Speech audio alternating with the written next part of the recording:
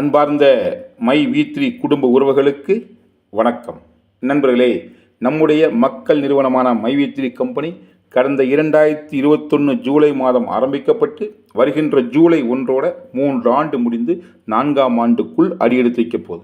இந்த 3 ஆண்டில் பல்வேறு விதமான மிகச்சிறந்த கட்டமைப்பை நம்ம ஏற்படுத்தியிருக்கோம். இதில் குறிப்பாக சொல்லணும்னா ஒரு 87-90 ப்ராடக்ட் லான்ச் பண்ணி அதை மக்களுக்கு ரீச் பண்ணுறதுக்காக கிட்டத்தட்ட 1000 ஸ்டோர்களை பல பகுதிகளை ஏற்படுத்தி அந்த ஸ்டோர்களுக்கு ப்ராடக்ட் சப்ளை பண்ணுறதுக்கான குடோன்களை பல இடங்களில் ஏற்படுத்தி அதை சப்ளை பண்ணுறதுக்கான வாகனங்களாக படா தோஸ் வண்டியை 10 வண்டி வாங்கி சொந்தமாக பாடி கட்டி மார்க்கெட்டில் அனுப்பின விஷயத்தை செஞ்சுருக்கோம். இன்னும் பல்வேறு விஷயங்களை செய்கிறதுக்கான ஏற்பாடு செஞ்சுருக்கோம்.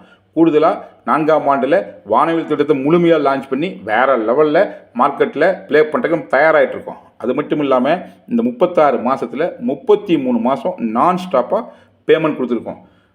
இப்போது எலெக்ஷன் ரீசன்னாலையும் கேஓசி அப்டேட் அப்படிங்கிற காரணத்தினாலையும் இன்னும் சில பல காரணங்கள்னாலையும் நம்முடைய பேமெண்ட் சிஸ்டத்தில் சின்ன சுணக்கம் ஏற்பட்டிருக்கு. இந்த காலகட்டத்தை பயன்படுத்தி நம்ம நிறுவனத்துக்கு எதிராக ரொம்ப நாளாக கடந்த ஒரு வருடமாக போராடிட்டு கார்ப்பரேட் சதியினால் தூண்டப்பட்டு செயல்பட்டுக்கிற சில அரசியல் கட்சிகள் மீண்டும் நம்ம கம்பெனிக்கு எதிராக ஒரு அவதூறு பரப்பிட்டுருக்காங்க. என்ன அப்படின்னா, நம்ம கம்பெனி மக்களை ஏமாற்ற போகுது, மோசடி பண்ண போகுது, இந்த கம்பெனி ஓடிட போகுதுன்னு சொல்லிட்டு ரொம்ப நாளாக சொல்கிறாங்க. இப்போ இன்னும் வேகமாகவும் சத்தமாக சொல்லிகிட்டு இருக்காங்க.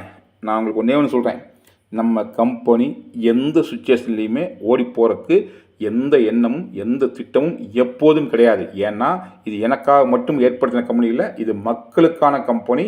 பல லட்சம் மக்களின் கனவு, பல்லாயிரம் மக்களின் வாழ்வாதாரம் மை வி3 கம்பெனின்னு சொல்லும்போது எப்படி ஓடி போக முடியும்? எதுக்கு ஓடி போகணும்? ஸோ எதுவாக இருந்தாலும் எதிர்கொண்டு ஃபேஸ் பண்ணுமே ஒழிய ஓடி போகிற திட்டம் இன்றும் என்றும் நம்மகிட்ட கிடையாதுங்கிறத மீண்டும் ஒரு முறை அழுத்தி பதிவு பண்ணுறேன்.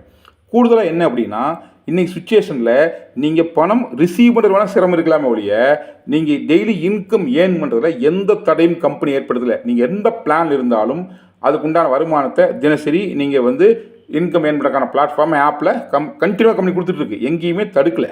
ஸோ கம்பெனி உங்களுக்கான வருமானத்தை தொடர்ந்து கொடுக்குறதுக்கான எல்லாம் செஞ்சிட்ருக்கு. அதில் நீங்கள் ஏர்ன் பண்ண தொகையை வித்ட்ரா பண்ணுறது மட்டும்தான் சுணக்கம் இருக்க ஒழிய, மீண்டும் சொல்கிறேன், நீங்கள் தினசரி இன்கம் ஏர்ன் பண்ணுறதுல எந்த தடையும் இல்லை. நீங்கள் எவ்வளோ இன்கம் ஏர்ன் பண்ணி வச்சாலும் அந்த தொகை நிச்சயமாக உங்களுக்கு கிடைக்கும். அதில் எந்த மாற்று கருத்தும் எந்த சந்தேகம் தேவையில்லை. 100% நிச்சயமாக நிறுவனம் அந்த பணத்தை உங்களுக்கு கொடுக்கும். அந்த பணத்தை கொடுக்கறதுல தான் தொடர்ந்து சில பல சிரமங்கள் இருக்கும்போது அதுக்கு என்ன பண்ணலாம்னு சொல்லிட்டு 1 by 1 ஏற்பாடு பண்ணி அதுக்குண்டான எல்லா முயற்சியும் கம்பெனி பண்ணிகிட்டு இருக்கு. இப்போ ஓஎம்முக்கு பேமெண்ட் போட்டாச்சு, பிஎம்முக்கும் பேமெண்ட் போட்டாச்சு. அடுத்து 1 by 1 பேமெண்ட் போடுறதுக்கு எல்லா வேலையும் தொடர்ந்து எல்லா விதமான முயற்சி செஞ்சுட்ருக்கோம். இது ஒரு சைடு நடந்துகிட்ருக்கு.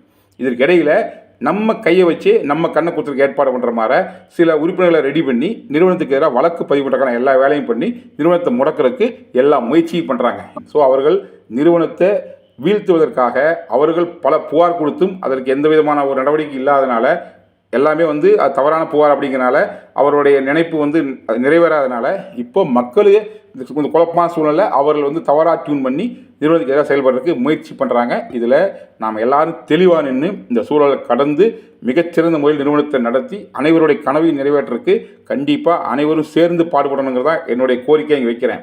நான் திரும்ப சொல்கிறேன், கம்பெனியை மிக சிறப்பாக நடக்கிறதுக்கு மட்டும்தான் எல்லா முயற்சி பண்ணுறேன் ஒழிய விட்டுட்டு போகிறதுக்கு எந்த முயற்சியும் எடுக்கவில்லை. அப்படி என்றால் இவ்வளவு நாள் இத்தனை போராட்டத்தை செஞ்சுக்கிற அவசியமே இல்லை. அத்தனை வழக்கல் செஞ்சுக்கிறேன், அத்தனை விஷயங்கள் தொடர்ந்து ஃபேஸ் பண்ணிட்டு இருக்கேன், அத்தனை விதமான எதிர்மறை விமர்சனங்களை தாங்கி தான் இந்த பிஸ்னஸ் பண்ணிகிட்டு இருக்கேன். இது எல்லாம் உங்களுக்கு தெரியும். இதில் நிச்சயமாக கம்பெனி என்ன சொல்லிச்சோ அது செஞ்சதற்கான எல்லா ஏற்பாடுகளை தொடர்ந்து பண்ணிகிட்டு இருக்கு. இதற்கு இடையில் சில பேர் என்ன பண்ணுறாங்கன்னா, கம்பெனி சொன்னதாக சொல்லி சில விஷயங்களை கிளப்பி விட்றாங்க. அதில் நீங்கள் தெளிவாக இருங்க. உதாரணத்துக்கு பார்த்தீங்க அப்படின்னா, டாலர்னு ஒரு கம்பெனியை மை வி3 ஆரம்பித்து அதுலேருந்து பேமெண்ட் போட்டு சொல்லி கிளப்பி விட்ருக்காங்க.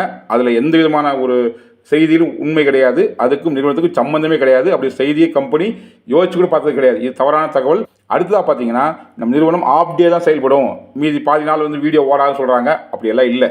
நிறுவனம் மிகச்சிறந்த முறையில் இப்போ எப்படி இருக்கோ அப்படியே இருக்கும். சில பல கரெக்ஷன்ஸ் வரப்போகுது. அதாவது நியாயமான தேவையான சில மாறுதல்களை கம்பெனி கொண்டு வரும். அது எந்த விதத்துலையுமே உறுப்பினர்களை பெரிய லெவலில் பாதிக்காத அளவுக்கு தான் இருக்கும். ஸோ அது போன்ற விஷயங்களை அடுத்த கூட ஷேர் பண்ணுறேன். மற்றபடி யார் எந்த சேனலை சொன்னாலும் அது நிறுவனத்தின் கருத்து இல்லை, அது அவர்களின் கருத்து மட்டும்தான். நீங்கள் நம்ப வேண்டியது, நம்முடைய சேனலில் ஒரு வீடியோ வருதா, அதில் வர செய்தியை நம்பலாம். அடுத்ததாக என்னுடைய மை வி3 MD4ங்கிற யூடியூப் சேனல் வர வீடியோவில் என்ன இருக்கோ அதை நீங்கள் நம்பலாம். மற்றபடி எந்த சேனலில் யார் நிறுவனத்தை பற்றி எதிர்மறையாவோ நேர்மறையாவோ நடுநிலையாக சொல்கிறாங்கன்னா அது அவர்கள் கருத்தான ஒழிய நிறுவனத்தின் கருத்தல் என்பதை தெளிவாக புரிஞ்சுக்குங்க. ஸோ உங்களுக்கு என்ன தகவல்னாலும் நானே சொல்லுவேன். எதையும் எதிர்கொண்டு அதை சந்திக்க தான் எனக்கு விருப்பமே ஒழிய எதை விட்டுட்டு ஓடுறது என்ற நோக்கம் கிடையாது. ஸோ எல்லாத்தையுமே உங்களோட பகிர்ந்துக்குவேன். ஒன் பை ஒன்னாக எல்லா சூழலையும் சரி செய்யறதுக்கான முயற்சி ஈடுபட்டிருக்கேன். அதை செஞ்சு காமிப்பேன். நிச்சயமாக நம்பிக்கையோடு இருங்கள். நல்ல ஒரு லட்சியம் வெல்வது நிச்சயம். நன்றி, வணக்கம்.